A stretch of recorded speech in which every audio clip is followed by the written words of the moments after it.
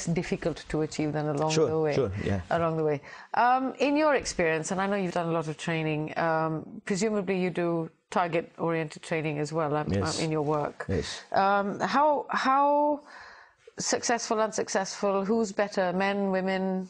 Is there any sort of gender indication? I'm talking about Pakistan now. I mean, for example, Sumair, if a woman's goal is to have a child, if you see what I mean. Yes. And a man's goal is to land his first job. Sure. If you understand what I'm saying. Yes.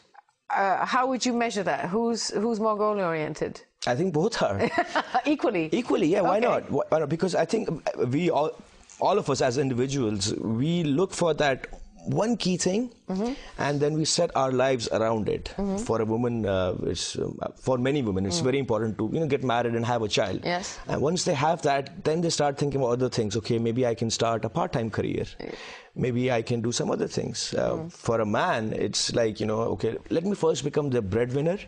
Then I'll worry about the rest of it. Then I'll worry about my dreams and ambitions, which is not so bad. It's pretty good because you see, when we talked about the realistic part earlier, yes, reality is important, but having that, having that reality act as a fulcrum, a solid fulcrum.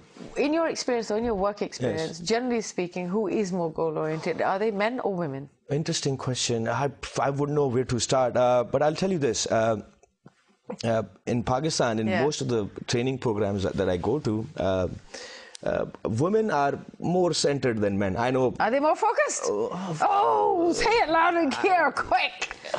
And watch all the other men that you've ever trained come down and do like a ton of bricks. I think women are more centered and focused also because, being a minority, they face a lot of objections and hurdles.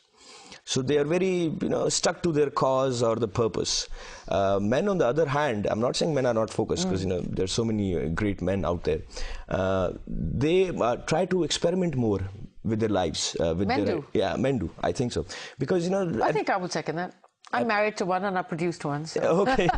Because at the end of the day, men they don't get judged as much as women.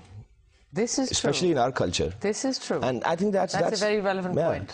Because if a woman wants to do something totally outrageous, totally different, like maybe in Pakistan fly a plane, people laugh at her. If a man wants to do it, like sure, become a pilot. Yeah.